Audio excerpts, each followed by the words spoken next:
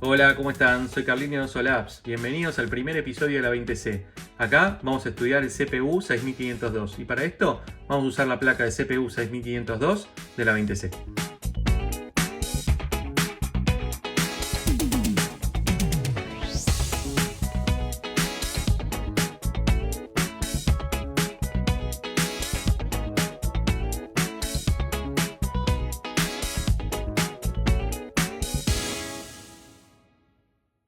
Hola, bienvenidos a este episodio donde vamos a explicar todo sobre la placa para el CPU 6502.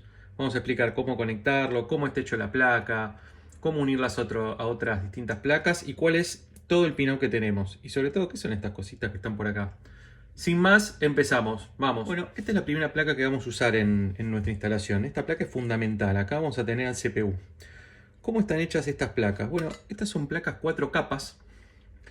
Hay una capa donde están unas conexiones, después atrás vamos a tener otras conexiones de componentes y en el medio, obviamente no lo podemos ver, lo que tenemos va a ser una capa que nos va a dar 5 volts y otra capa que nos va a dar 0 volts o el plano de ground.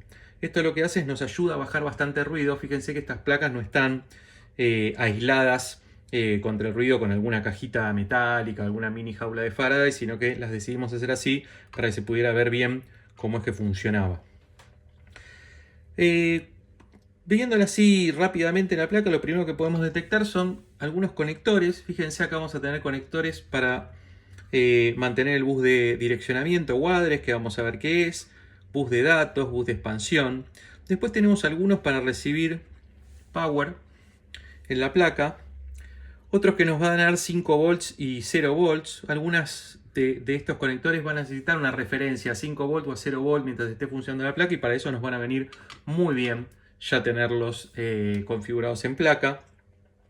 Y tenemos el conector que podría ser más importante, que es el socket. En este socket es donde vamos a poner nuestro CPU 6502.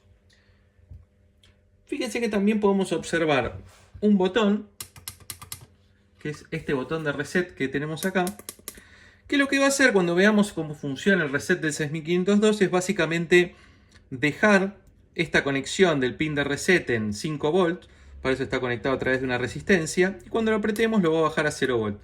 Cuando reciba 0 volts por más de 2 ciclos de CPU, el 6502 lo que va a hacer es resetearse, o sea, poner todos los registros a 0 y empezar una secuencia parecida a la de buteo.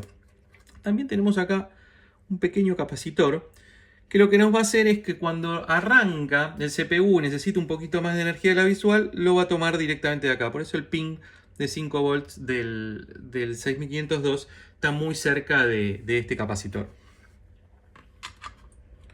Bueno, estos son los distintos conectores y demás que estamos teniendo en nuestra placa. Ahora vamos a ponernos a estudiar un poquito más cómo funciona. Bueno, cuando nosotros recibimos la placa, básicamente viene protegida por esta goma espuma antiestática. Y así es como llega. Puede llegar con un poquito de suciedad y demás de cuando se saca con el fluido para soldar que protege al resto de la placa. Y viene con estos bordecitos.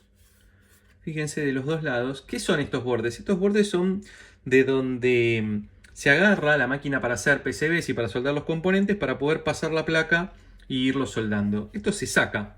Entonces son un poco duros, los tenemos que sacar haciendo juego para un lado y para el otro. En un momento se aflojan y los podemos sacar. Vamos a sacar el otro del otro lado. Vamos a moverlo un poquito. Tengan cuidado de no hacer mucha palanca contra los componentes de la placa. Fíjense, ahí casi está. Ahí está. Listo. Entonces los sacamos y los tiramos. Ahora sí, nuestra placa mide 16 por 16 como queríamos. Otra cosa que tiene la placa, fíjense, son tornillos. Estos tornillos son tornillos de 3 milímetros.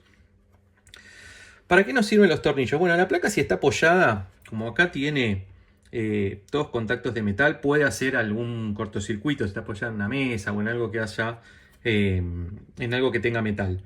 Con lo cual, a mí lo que me gusta hacer es ponerlos en unos tornillos, aunque uno no la vaya a montar en algún lado de la placa, sino simplemente los separamos. Yo uso esta serie de tornillos de 3 milímetros, son muy comunes en distintas alturas. Algo importante a tener en cuenta es que tengamos siempre más o menos la misma altura. Yo uso esta, más o menos el doble. Las placas que vamos a poner, tratemos de ponerlas todas con la misma altura de tornillo, ya que si las vamos a conectar con algún conector específico, va a estar bueno que queden todas a la misma altura para poder poner el conector. Pero si vamos a usar cables, no nos preocupemos por eso, porque los cables son más flexibles. ¿Esto cómo se pone? Bueno, básicamente tienen una tuerquita y entran por uno de los orificios que hicimos. Ponemos la tuerquita y la giramos.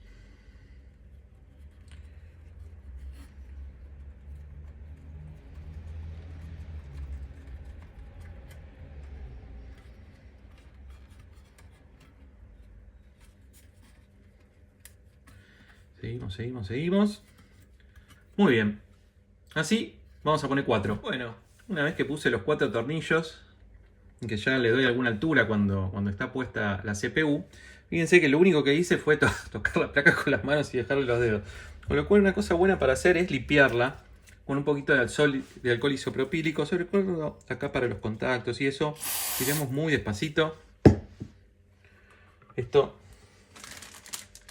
no le va a hacer ningún daño a la placa ni nada. Acuérdense que el alcohol para lo que sirve es para sacar todos los residuos de flux y demás. Lo único que no lo podemos dejar así. Yo le paso con mucho cuidado unos paños para sacar todo el resto de alcohol que tenemos. Yo uso estos paños. Estos paños se llaman PEG Pads.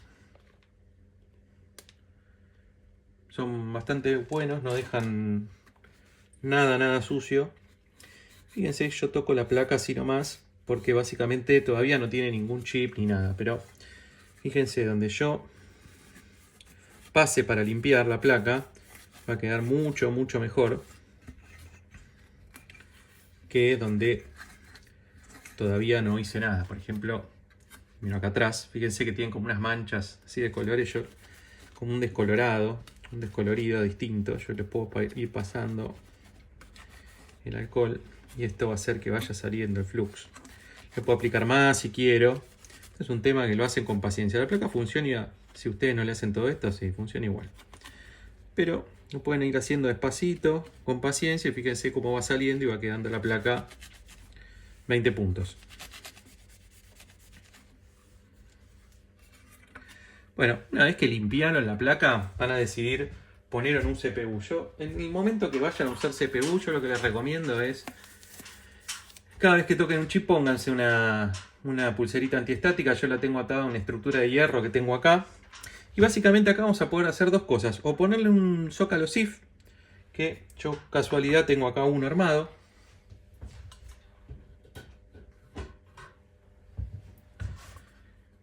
Fíjense, acá tengo una placa con un zócalo SIF. Acá van a poder poner el 6502. Lo cierran y queda conectado. O también van a poder poner el CPU directamente en la placa si quisieran. Por ejemplo, voy a dejar este acá para poder verlo. Yo en esta placa directamente puse un 6502 ubicado acá.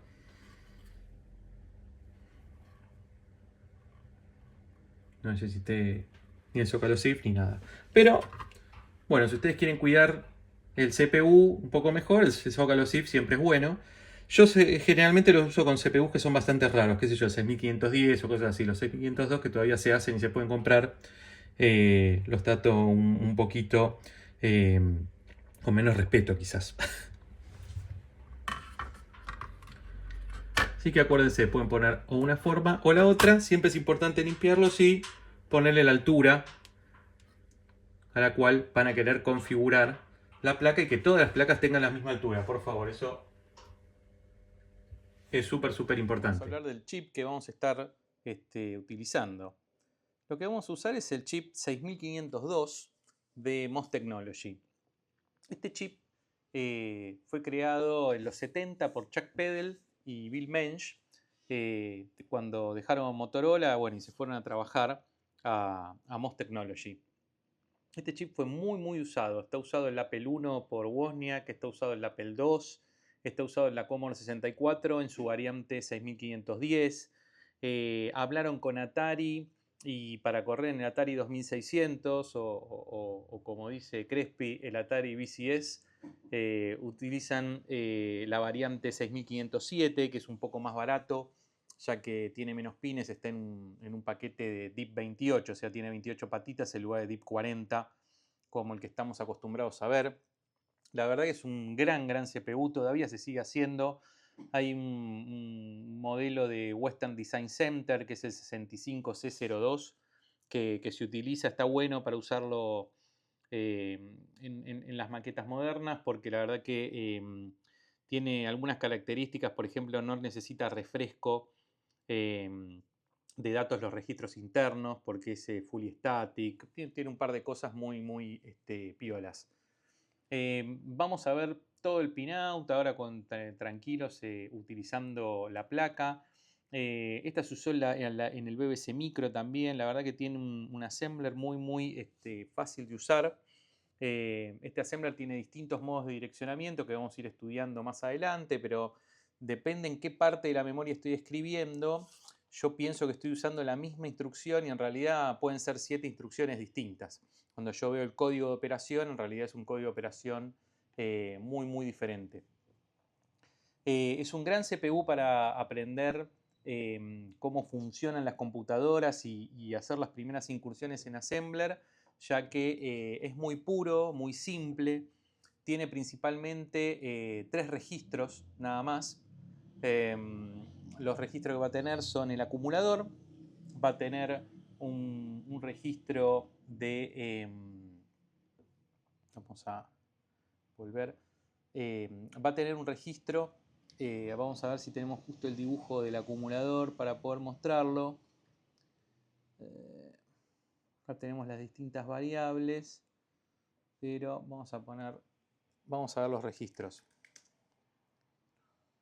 6502. Perfecto. Vamos a venir a verlos acá y vamos a buscarlos. Miren, ya aparecemos. Acá tenemos los registros del 6502. Bueno, en un artículo que escribí hace un tiempo. Lo que vamos a poder ver acá es toda la forma interior en la cual tenemos. Vamos a tener 2 registros de índices que son el X y el Y. Acá tenemos cómo está conectado al address bus y al data bus. Un address bus de 16 pines, con lo cual vamos a poder direccionar hasta 65.535 direcciones diferentes. Y una data bus de 8 pines, con lo cual vamos a poder tener 8 bytes, 8 bits. Vamos a visitar nuestro blog, donde una de las cosas que me gustaría mostrarles ahora es el tipo de instrucciones que estamos teniendo acá internamente. Fíjense que van a ser muy simples y son pocas instrucciones. Lo que pasa es que cuando yo veo esta instrucción, en realidad internamente son 7 distintas. Lean el artículo que tenemos acá en el blog de Espaciotec como complemento de este video, porque la verdad que les va a servir un montón para poder definir cómo es que funciona nuestro 6502. Aparte del acumulador, los registros X y el registro Y, también vamos a tener un program counter. Fíjense que el program counter es de 16 bits, con lo cual vamos a poder tener instrucciones de programa en todos los 64 KB si quisiéramos. Y vamos a tener un pequeño stack. El stack va a estar ubicado en la posición de memoria 0100. En realidad 01FF y de ahí hacia abajo hasta la 00. No se preocupen, vamos a tener un video y un episodio y un artículo solo de cómo funciona el stack. Y algunos flags, que quiere decir qué es lo que está pasando. Por ejemplo, cuando en el acumulador tengo el valor 0, este flag que está en 0 va a aparecer en 1. También vamos a repasar cómo es que funciona cada uno de estos flags. Así que no se hagan problema y con qué instrucciones los van a poder ver. Así que acuérdense, van al blog de Espaciotec para verlo. También pueden venir al sitio de Osolabs y van a tener acá en los artículos el episodio 1 de la CPU, van a tener toda la misma explicación para poder hacerlo. Así que sin más, vamos a ir avanzando ahora con el análisis de nuestro chip 6502. Bueno, vamos a estudiar los 40 pines que tiene un 6502 a través del socket que le pusimos a nuestra placa y los nombres de los pines que pusimos en cada uno de los costados. Primero, una cuestión numérica, son 40 pines. Este es el pin 1, este es el pin 40, el reset, este va a ser el pin 20 y este el pin 21. Los pines no empiezan en 0, sino que empiezan en 1. El primer pin que vamos a ver, en la mayoría de los 6502 es un ground, pero en este modelo, en el modelo que usamos de 6500 de WDC, es un pin que se llama BP. Lo que significa es que estamos accediendo durante una interrupción a un programa a través de un vector, o sea, a través de otra dirección de memoria. En el resto de los fabricantes va a ser solo un ground. El segundo pin es el pin de ready. El pin de ready se va a usar para decirle al microprocesador que tiene que frenar y mantener el mismo estado actual congelado. Tiene que refrescar todos los registros y no puede perder ningún dato. Para activarlo y que este frene al procesador, va a esperar un estado low o 0 volt. Por ejemplo, si yo recibo un low, todas las líneas de output van a mantener los valores de corriente que tenía, mostrando qué dirección estaba buscando. Lo que está en 5 volt queda en 5 volt, lo que queda en 0 volt queda en 0 volt. Es ideal para poder hacer un estudio instrucción por instrucción del chip o para esperar alguna memoria muy lenta. Entonces nosotros dejamos todos los mismos valores, si hay una memoria muy lenta, y el procesador va a esperar hasta que esta termine. El tercer pin es el pin de Fi1 output. Todos los que digan output van a ser una salida. En este caso es una salida de reloj. Este va a tener una salida de un pulso que va a ser contrario al pulso de Fi2, que es el que va a recibir el procesador para poder tener su reloj normalmente. Si acá vemos, el primer pin, el BP, era de output y el segundo pin, el ready, es de input. El cuarto pin, perdón, IRQ, es un pin de input, es un pin de interrupción. Vamos a estudiar en otros episodios muy en detalle qué son las interrupciones. Pero básicamente, cuando este pin se conecta a 0 volt, si están habilitadas las interrupciones, el procesador va a guardar el contenido de todos los registros actuales y va a buscar en las posiciones de memoria FFFE y FFFF, donde está otra posición de memoria que contiene la primera instrucción a ejecutar para atender a esa interrupción. Por eso es que se llama un vector. Después tenemos otro pin que se va a llamar ML o Memory Lock, que para lo que lo vamos a usar como pin de output, va a ser para poder mantener la integridad de las operaciones leer, modificar y escribir en un sistema multiprocesador. Cuando este pin tiene un valor 0, un low o 0 volt, nos va a decir que hay algún otro circuito que tiene que manejar el bus. El quinto pin que tenemos acá, vamos de vuelta, 1, 2, 3, 4, 5, 6. El sexto pin, NMI, es un pin de interrupción, pero este pin es no enmascarable, o sea, siempre se va a activar. Si recibimos un 0 volt en el pin de NMI, el procesador va a guardar el contenido de los registros actuales y va a buscar en las posiciones de memoria el vector FFFA y FFFB, donde va a estar otra posición de memoria que va a contener la primera instrucción a ejecutar para poder atender a esa interrupción. Estas interrupciones, las NMI, siempre se van a realizar, son incondicionales. Con lo cual, siempre que tengamos algo conectado acá que haga una interrupción, se va a ejecutar. El próximo pin es el pin 7. Vamos de vuelta. 1, 2, 3, 4, 5, 6, 7. Siempre hagan esto, acostúmbrense a contar los pines. Es el pin de sincronía. Es un pin de output. Este pin lo vamos a usar bastante. El procesador, cuando lee una instrucción, tiene un ciclo. La primera parte del ciclo de instrucciones se llama fetch, donde va a buscar el código de la instrucción. Si nosotros estamos observando el registro de datos, el databus, mientras se hace un fetch, vamos a ver el código de la instrucción en el databus. Y en el pin sync vamos a ver que este nos está avisando que en ese momento estamos teniendo una instrucción. Que estamos estando en un ciclo de fetch para poder traer un opcode. Lo vamos a ver cuando el sync esté en high. lo vamos a usar un montón para poder darnos cuenta cuándo el procesador está trayendo datos o cuándo está trayendo instrucciones. El próximo pin es el pin de 5 volt. Este pin es el pin BDD o BCC. En este va a recibir la energía que necesita para poder funcionar.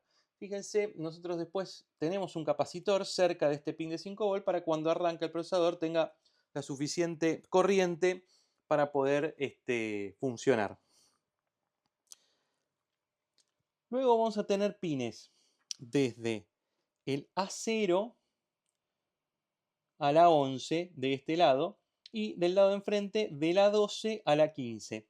Estos son los pines de direccionamiento. Acá es donde vamos a poner qué posición de memoria es la que queremos acceder. Acuérdense que el 6502 puede direccionar hasta 65.536 posiciones de memoria, las cuales van de 0 a FFFF. También tenemos un pin de ground. El pin de ground se complementa con el pin de 5 volt para poder cerrar el circuito eléctrico.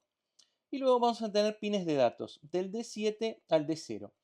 Del D7 al D0 vamos a poder manejar hasta 8 bits de datos. Como las instrucciones también son de 8 bits, por eso decimos que este procesador es de 8 bits, por más que el address bus sea de 16 bits.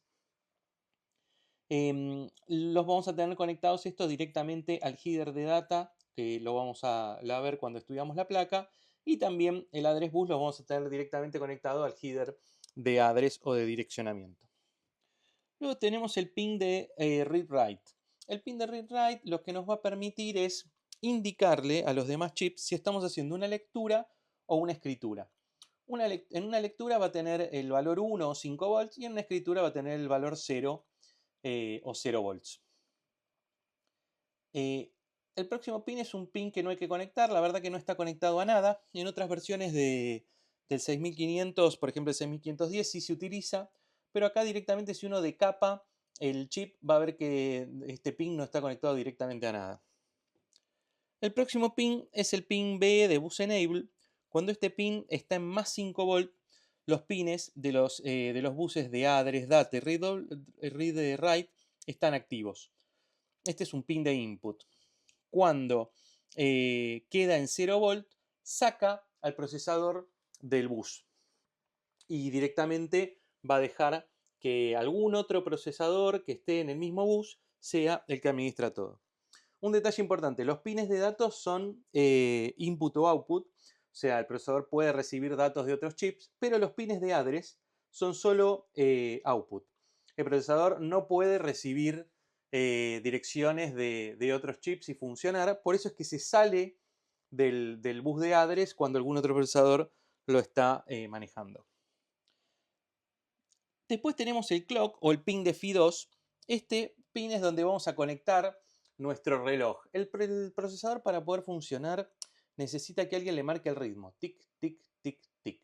Normalmente corre a 1 MHz o a 1.000.000 de tics por segundo. Vamos a estudiar en nuestro próximo episodio cómo es que funciona el clock que diseñamos para la 20C, cómo funciona la placa y demás, pero básicamente lo que nos va a dar es la oportunidad de poder sincronizar la información y los momentos, digamos, qué es lo que está pasando entre los distintos chips para que estos puedan comunicarse. El pin siguiente es el pin de set overflow. Este pin no se usa. La verdad que es un pin de input. Cuando acá se recibía un pin de high a low, se prendía el bit de overflow en el status register, pero la verdad que no se usó mucho en el pasado y no está recomendado su uso ya desde los años 80. Después tenemos un pin de FI2 de output, expuesto por si queremos que el procesador saque la velocidad de clock para poder dárselo a otros chips que tenemos y que se sincronicen con el mismo. Y por último tenemos el pin de reset. El pin de reset nos va a servir para realizar un reset del procesador. Cuando este se conecte a 0 volt, acuérdense que nosotros tenemos el botón en nuestra placa para poder realizar un reset. Cuando este reciba 0 volt, va a realizar el ciclo de reset, en el cual va a tomar 7 ciclos de reloj y va a buscar en las posiciones de memoria FFFC y FFFD, donde va a estar el vector de reset, que es otra posición de memoria, que posee la primera instrucción ejecutar. El reset por lo menos hay que mantenerlo en 0 volt por 2 ciclos de reloj, o sea, 2 ticks, para que pueda ser reconocido. Con esto ya hicimos un análisis de cómo es el pinout de nuestro procesador y a medida que vamos programándolo y demás, vamos a aprender un poquito más cómo es que funciona cada uno de estos ¿Cómo es pines. que se conectan estas placas con otras? Bueno, básicamente se pueden usar dos formas distintas. La forma tradicional para hacerlo es usando cables. Yo uso los típicos cables de jumper, de conector macho-macho, se llama este conector, donde los voy a separar y voy a hacer tanto conectores para los 16 pines del address bus como para los 8 del data bus. Acá estoy usando unos bastante chiquitos, son los de 10 centímetros. Mientras más cortos los cables mejor, porque hacemos más corto el bus y eso hace que la señal todavía se mantenga bastante mejor. ¿Y cómo es que se conecta? Por ejemplo, yo corté 16 acá para el address bus y lo que voy a hacer es poner uno por uno acá todos los cables. Lo mismo haría después con el data bus. Pongo uno por uno todos los cables. Y estos cables después, ¿dónde los conecto? Y bueno, por ejemplo, los podría conectar en una placa de bus. Los conectaría acá. A mí me gusta conectarlos de una forma un poquito mejor o un poco más cómoda, que es usando un conector. Tenemos este tipo de conectores que armamos para poder conectar todos los distintos módulos que tenemos, donde nos va a conectar el data bus y el address bus. Lo único que tenemos que hacer es alinear. Fíjense que el conector puede o conectarse a la parte inferior, conectando 5 volts y ground, data bus y address bus, o a la parte superior. Alineamos los pines de los conectores y con mucha suavidad hacemos la conexión. Y ahí queda el conector. Si después quiero conectar el bus, fíjense que acá va a quedar alineado a la parte de abajo. No lo voy a poder conectar en cualquier parte, sino donde me deje estar alineado. Y acá voy conectando también el bus.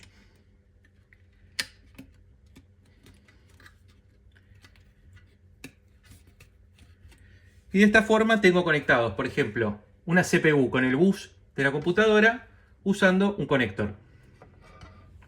Acuérdense, podemos usar tanto estos cables, que también vamos a usar para algunas conexiones, o usar un conector. La ventaja que tenemos con el conector es que también es 4 capas y también todo esto es ground, con lo cual baja bastante el nivel de ruido del bus y es muy cortito, mucho más cortito que un cable de 10 centímetros. Bueno, vamos a estudiar cómo hacer las conexiones internas para nuestra placa del 6502. Básicamente tenemos 6 pines que vamos a tener que tener conectados o a 5 volt o a ground para que funcione el 6502. Acuérdense del pin de ready, los dos pines de interrupción, el IRQ y el NMI, y también los pines de SO y bus enable. Todos estos van a tener que ir a high o a más 5 volt para que pueda funcionar nuestro 6502. Lo pueden poner a través de resistencias o también lo pueden poner directo.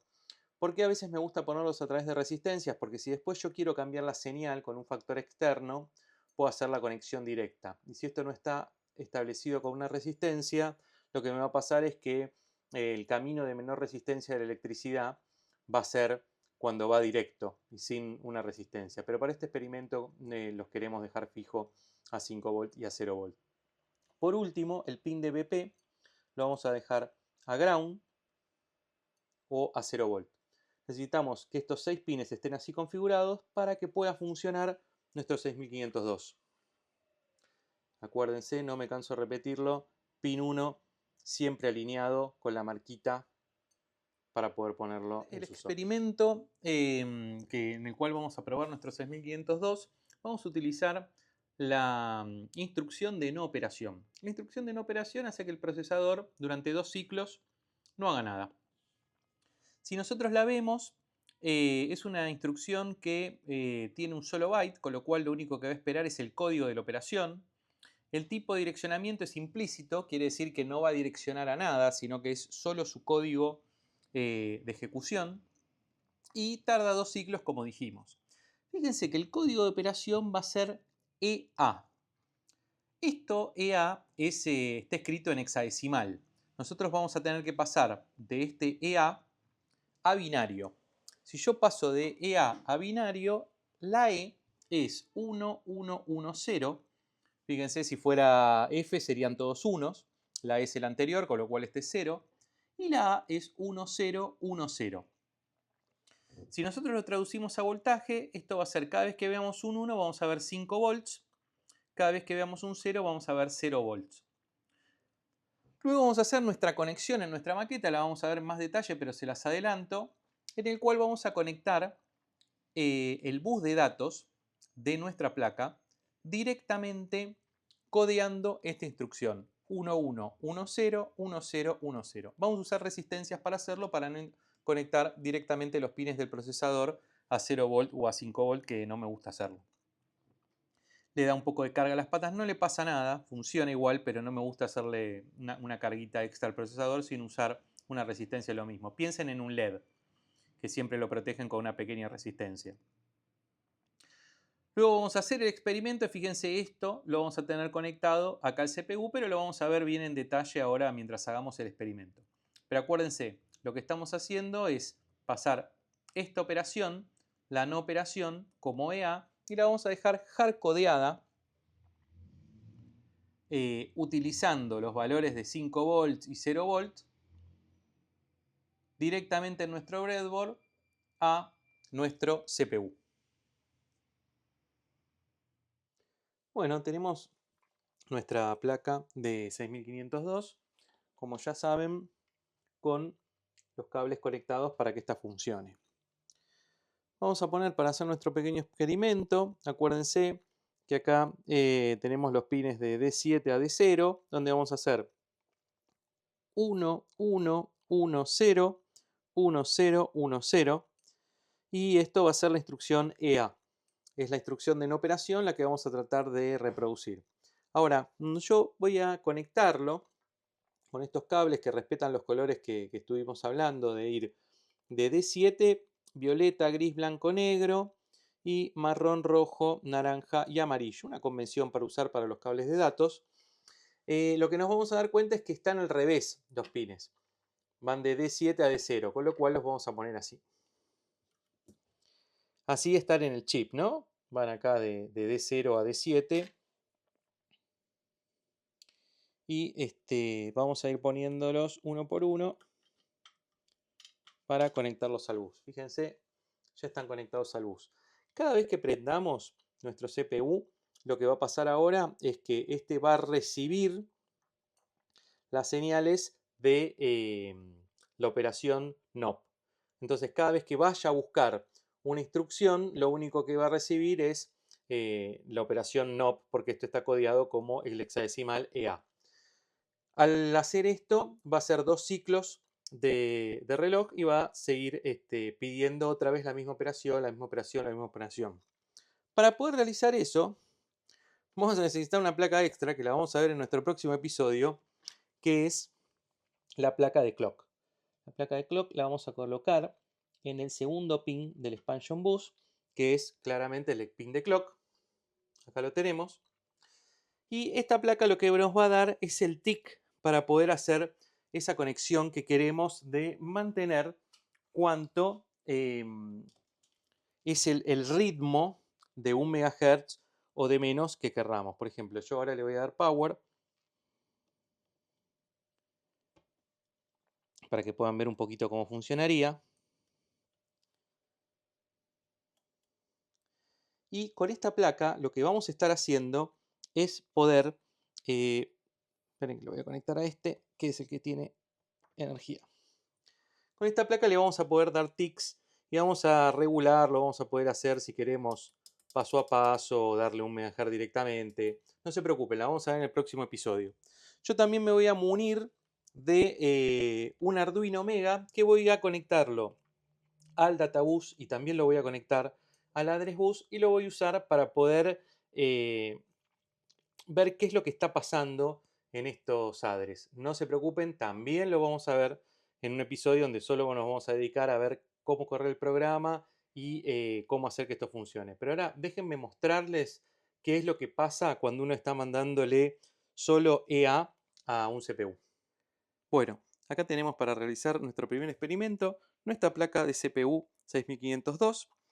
También tenemos un breadboard donde codeamos desde D7 a D0 nuestra instrucción EA en binario. Acuérdense que es 1, 0, 1, 1, 1, 0, 1, 0, 1, 0.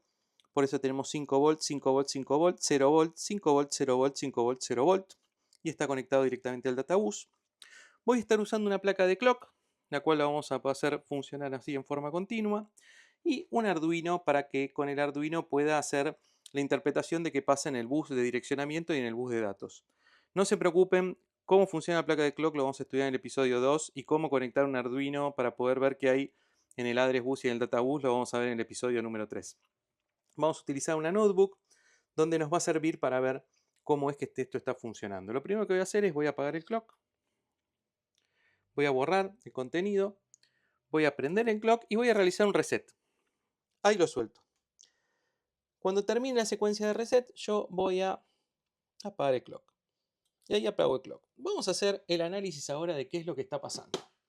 Bueno, lo que vemos en esta pantalla es, por un lado, acá vamos a ver todos los bits de bus de direccionamiento, acá vamos a ver todos los bits de bus de datos, y acá podemos ver el bus de direccionamiento en hexadecimal y el bus de datos en hexadecimal. Acá empieza nuestro ciclo de reset. Vamos a ver si hay 7 ciclos. 1, 2, 3, 4, 5, 6, 7. Perfecto. Fíjense este que dice FFC y FFD. Verdaderamente lo que está pasando acá es que está yendo a buscar en el vector de reset, en estas direcciones, cuál es la próxima dirección donde va a estar la primera instrucción de nuestro programa. Como no tenemos un programa, sino que en el databus tenemos solo EA, por eso que siempre vemos acá EA, y siempre los bits del databus vamos a ver 1, 1, 1, 0, 1, 0, 1, 0. Va a interpretar como primera dirección para ejecutar nuestro programa EA, EA. Entonces va a poner en el bus de direccionamiento, en el address bus, EA, EA como primer lugar para traer una instrucción. Fíjense que el primer ciclo de instrucción lo que hace es un opfetch, o sea, buscar la instrucción. Por eso vemos el bit de sync prendido en 1. Y la instrucción que va a traer es la instrucción de no operación. Trae la instrucción de no operación. El program counter se mueve a la próxima dirección y fíjense que tarda 2 ciclos en ejecutarla. 1, 2. Luego va a volver a leer EA, va a volver a incrementar el program counter y va a volver a hacer otros 2 ciclos. Y así seguiría nuestro programa, que no lo es tal, sino que es solo codificado EA. Con esto podemos ver cómo ejecutar nuestra primera instrucción y cómo hacemos nuestro primer reset en nuestra pequeña maqueta que hicimos con resistencias, un clock y un Arduino. Análisis de cómo es que pudimos hacer nuestra plaqueta. Para poder diseñar la plaqueta estoy utilizando un software que se llama Isieda. Es muy fácil de usar y la ventaja principal que le encontré es que yo puedo, por un lado, diseñar el circuito eléctrico, por otro, diseñar cómo sería el PCB con todas sus conexiones y cómo quedaría, y finalmente modelarla en 3D y poder ver cómo me quedaría la placa. Tiene un valor agregado que es que cada una de estas piezas que vemos acá tienen un código de fabricante. Entonces, cuando yo la mando a fabricar a la placa, aparte le puedo decir que me suelde los componentes, con lo cual voy a obtener una placa con los componentes ya soldados, si no la quiero armar yo. Si no, pudiera pedir el PCB solo y después comprar los componentes en cualquier tienda electrónica. Son componentes muy simples.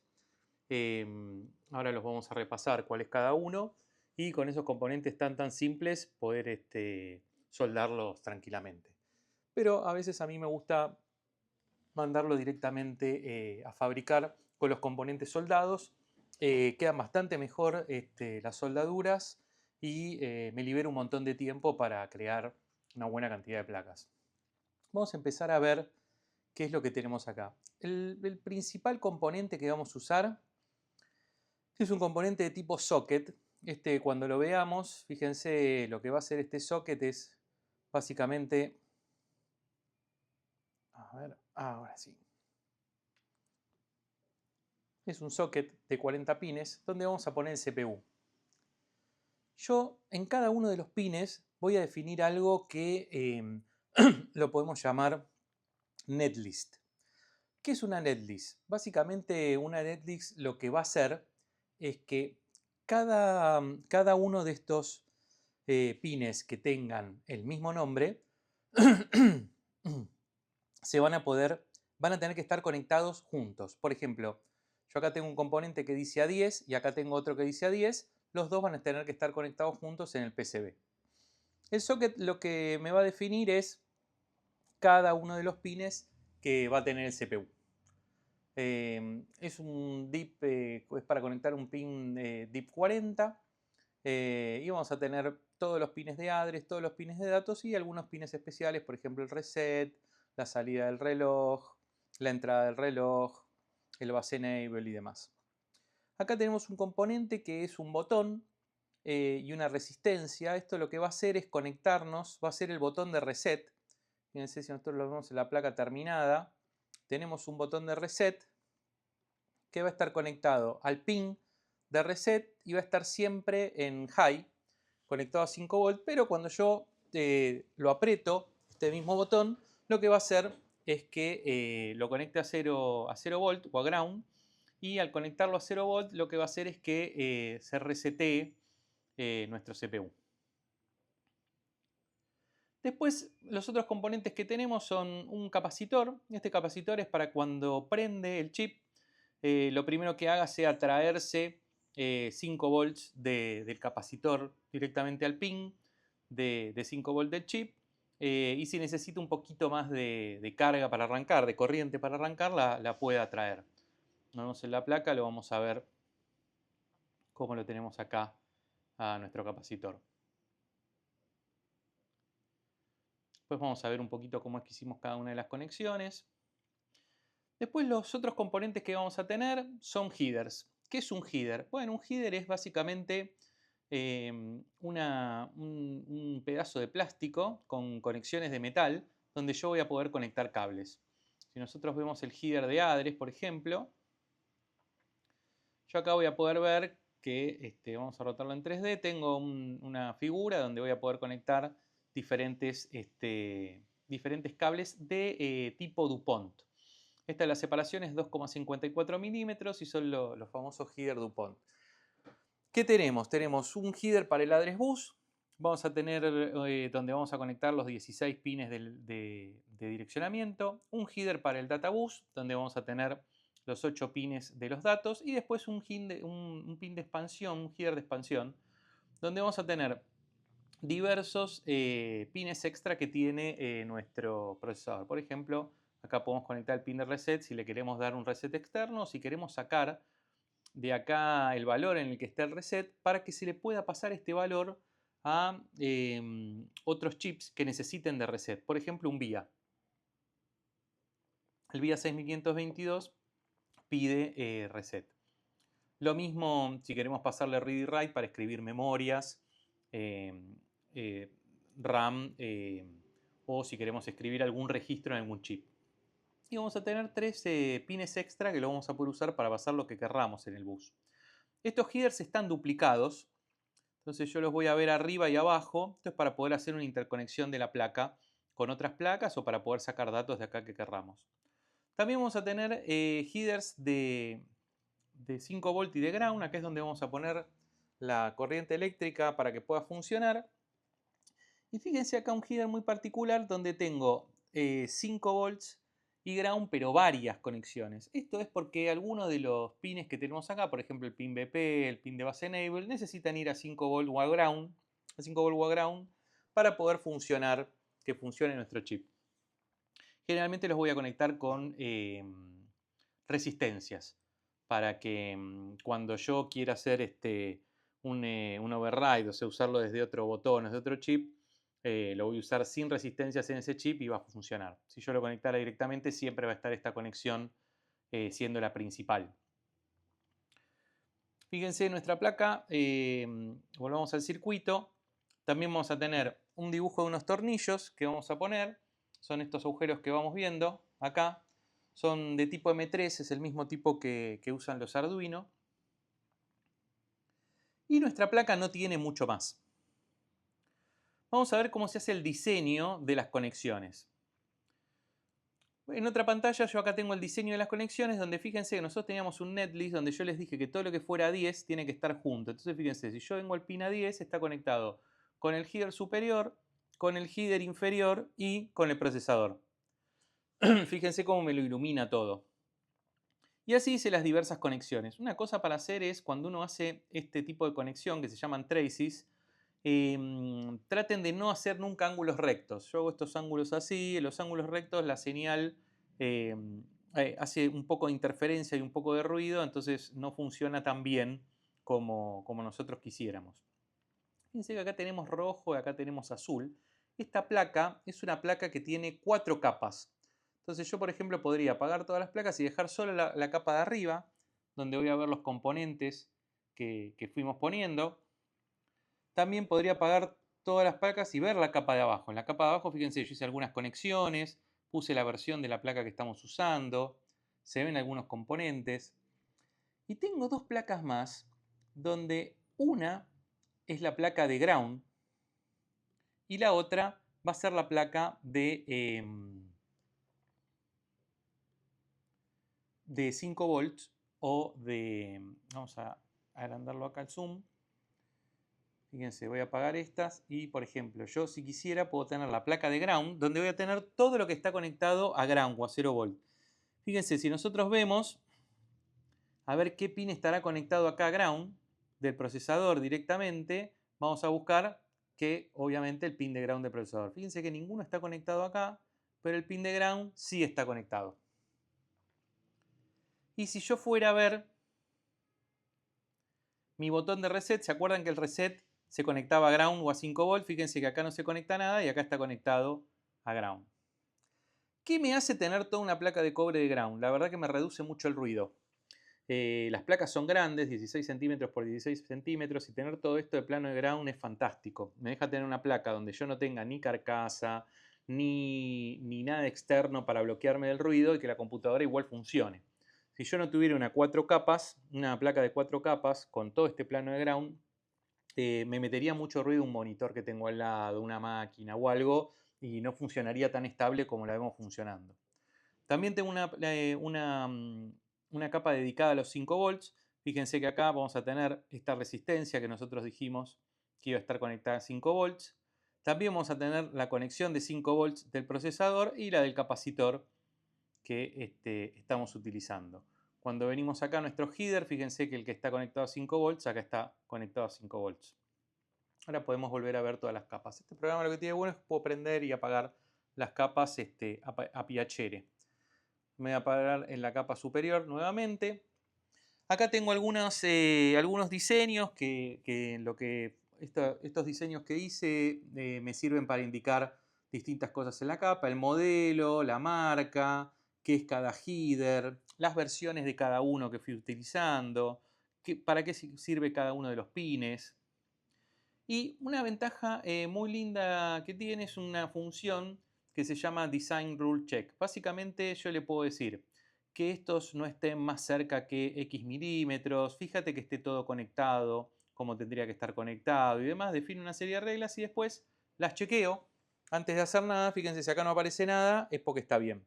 Si yo, por ejemplo, vamos a borrar acá, por ejemplo, un trace. Fíjense que me está indicando que tiene que estar conectado, pero no está conectado. Y yo le hago un chequeo al design rule, me va a decir, che, acá hay un problema. Este address no se conecta con el CPU. O sea, este header no se conecta con el CPU. Esto es muy bueno para poder hacer diseño. Siempre hay que chequearlo para ver que esté funcionando todo con respecto a las reglas de diseño que configuramos. Yo ahora voy a hacer un undo y bueno, queda ya conectado de vuelta y voy a volver a chequearlo. Bueno, ahora no me tira ningún error porque obviamente lo tenemos todo conectado bien. Cada vez que hacemos algo así hay que volver a grabarlo. Bueno, una vez fíjense, nosotros hicimos el circuito donde pusimos los distintos componentes que fuimos haciendo. Para poner un componente, uno tiene un menú donde puede elegir directamente componentes reales. Por ejemplo, yo acá quiero elegir un conector, quiero venir a elegir un conector hembra, que es lo que estamos usando. Me va a cargar los tipos de conexiones hembra que hay y yo acá voy a poder elegir el que quiera para hacer la conexión. Por ejemplo, acá tenemos uno que tiene la separación de 2,54 milímetros y 6 pines. Yo podría elegirlo con el place y lo podría poner directamente en mi diseño. Y ahí lo puse. Lo vamos a sacar porque no lo estamos utilizando. Bueno, una vez que tengo esto armado, armo mi PCB, hago el diseño, los conecto, cada uno de los lugares, y lo modelo en 3D y pruebo a ver si me gusta cómo quedó. Si está bien las letras, si esto tendría que estar más arriba, más abajo, cómo está atrás. Exploro un poco mi placa. Una vez que más o menos me gustó y que digo, bueno, me parece que está bien, la tengo que poner a fabricar. Para fabricarla, lo que voy a tener que hacer es exportar algunos tipos de archivo.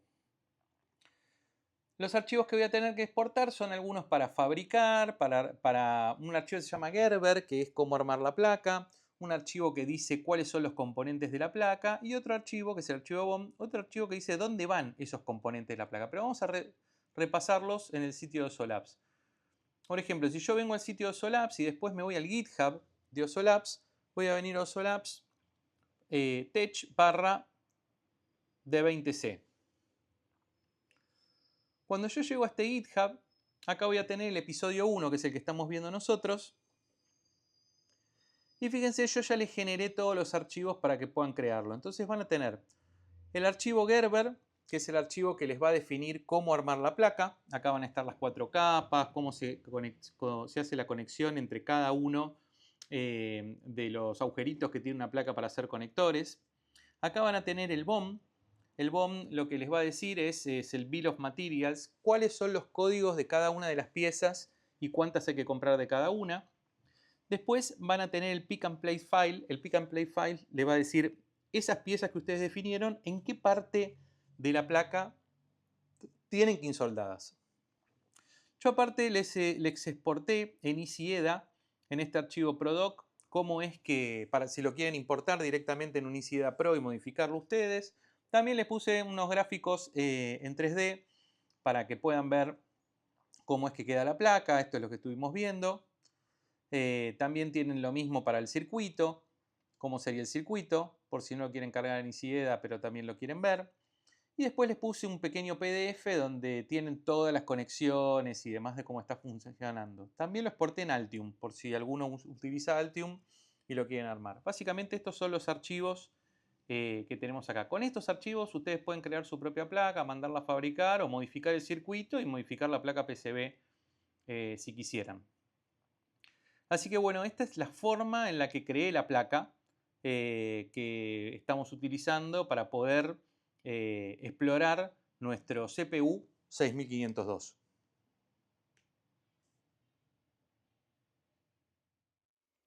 Bueno, con esto concluimos nuestro primer episodio, donde aprendimos cómo realizar una placa con el 6502, cómo conectarla a un reloj y un Arduino para poder hacer un pequeño experimento en el cual podemos inyectar información en el bus de datos y que le interprete como si fuera una instrucción. La serie, acuérdense de ir a osolabs.tech. Acá van a poder ver todo sobre la 20C. Acá van a figurar todos los artículos y todos los videos. Y también van a tener algunas otras series. Por ejemplo, la serie que tenemos hecha de entre el 6500, donde comparamos el 6502 con el 6510. El GitHub, donde van a poder encontrar todos los diferentes diseños de placas que estamos haciendo. No se olviden de ir al canal de YouTube y suscribirse en @osolabs, o pueden ir al Instagram en @osolabstech. Y no se olviden de ir al blog de Espacio Tech, donde siempre van a poder encontrar algún artículo más que interesante. Acuérdense de suscribirse y bueno, los veo en el próximo episodio. Gracias.